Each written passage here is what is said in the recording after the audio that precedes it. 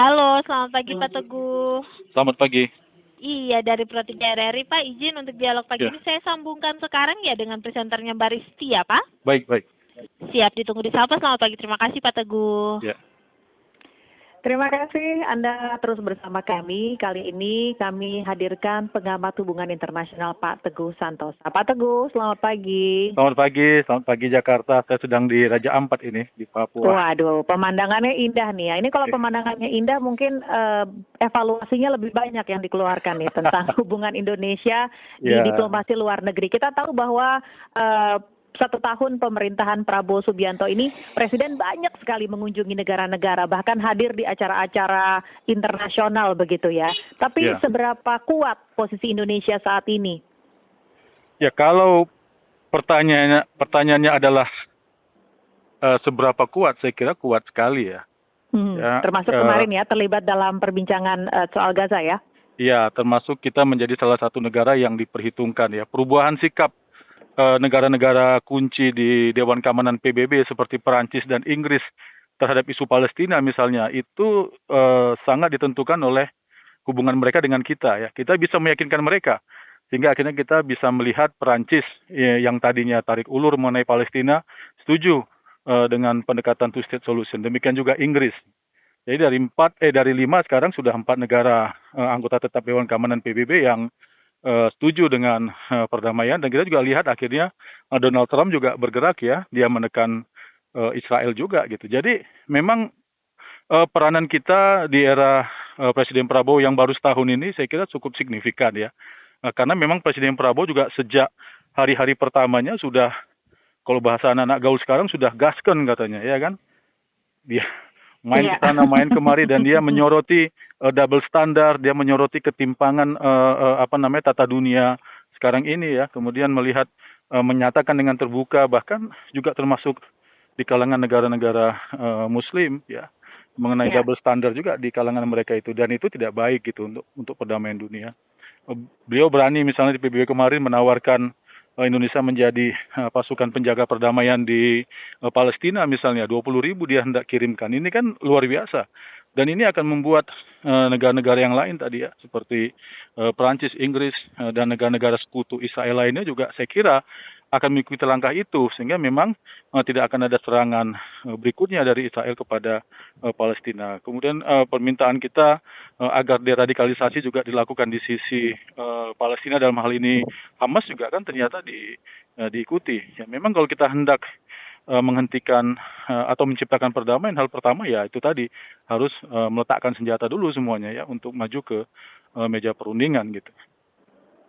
Oke, kalau kita bicara bahwa saat ini posisi Indonesia sudah sangat kuat, bahkan menjadi penentu di beberapa kebijakan-kebijakan penting, apa yang masih kurang dikuatkan begitu? Dalam artian adalah kita punya yang namanya organisasi semacam ASEAN begitu, tapi persoalan-persoalan kita sendiri sering sekali tidak terselesaikan dengan baik, dan saya mungkin sedikit ada satu perbincangan Presiden Prabowo dengan Donald Trump pada saat pertemuan terakhir yang akhir-akhir ini di media sosial menjadi cukup viral. Ini punya dampak tersendiri kah terhadap hubungan diplomat dan bisnis di Indonesia juga, Pak Teguh?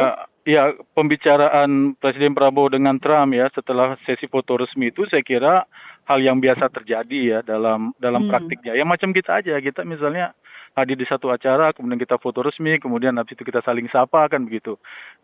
Nah, kalau saya sih lebih menyoroti pada kemampuan Presiden Prabowo untuk menjalin komunikasi secara informal ya. Ini penting dalam diplomasi global.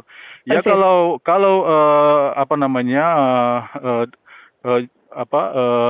komunikasi formal itu kan hal biasa ya, protokoler lah. Itu ramah tamah. Tapi ini informal ya. Keberhasilan Presiden Prabowo untuk membuat Trump memperhitungkan Indonesia ini penting ya, ini penting.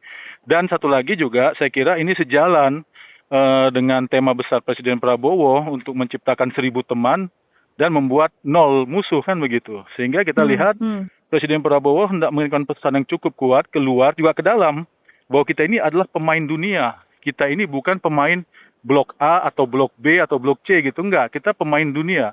Kita akan menjalin hubungan baik dengan siapapun negara itu, entah dia negara dari BRICS ya, entah dia negara dari katakanlah Eropa Utara atau Amerika Serikat sekalipun, kita akan berteman berhubungan baik selagi memang hubungan-hubungan itu membawakan manfaat buat kita ya. Jadi ada tema besar untuk mutual understanding, juga kemudian mutual benefit begitu. Nah, jadi kalau saya sih menyorotnya begitu. Ya, Presiden Prabowo berhasil. Ini sesuai dong dengan politik kita bebas aktif begitu ya? Ya, sangat sesuai gitu ya. Dan makanya saya katakan setelah Presiden Soekarno, Presiden Prabowo inilah yang berhasil menjadikan foreign policy itu sebagai lokomotif kebijakan. Nah, maka sekarang tantangannya, tentu ada tantangannya. Tantangannya justru untuk kita ke dalam. Ya, saya sering katakan bagaimana setelah Presiden Prabowo mendeklarasikan Indonesia sebagai pemain dunia ini, semua unsur pemerintahan di bawah beliau itu bergerak ke arah yang sama. Menteri-menterinya harus mulai berpikir untuk bekerja dengan sangat serius di bidang masing-masing, sehingga sektor-sektor yang mereka tangani itu juga menjadi sektor-sektor pemain kunci. Ya, misalnya sektor energi, ya kan, sektor pangan misalnya ya, kemudian SDM, pendidikan. Anda melihat masih lemah di dua sektor utama ini yang sebenarnya menentukan bagaimana keberhasilan dan kekuatan kita, pangan dan energi?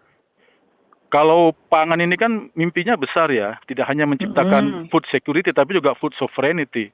Nah, soal food sovereignty ini kan upaya besar gitu. Saya pikir ya Presiden Prabowo melakukan banyak hal ya, bikin Badan Pangan Nasional selain Kementerian Pertanian. Nah, saya kira saya nggak akan memberi judgement ya, saya juga nggak akan memberi nilai gitu. Tetapi saya kira ini sektor yang penting ya, karena keterkaitannya dengan lapangan pekerjaan, keterkaitannya dengan penciptaan sumber daya manusia, mendukung program makan bergizi gratis dan seterusnya.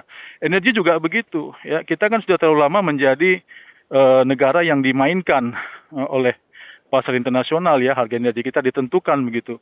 Ya, setelah kita misalnya keluar dari OPEC karena tidak mampu lagi menjadi eksportir minyak. Nah, saya kira sekarang sedang ada kebutuhan negara ini yang dipimpin Presiden Prabowo untuk kembali menjadikan Indonesia sebagai pemain energi dunia. Nah, ini kan membutuhkan apa ya? Membutuhkan ya tentu saja SDM yang pas untuk bidang itu, sehingga dia bisa juga menjadi motor penggerak gitu.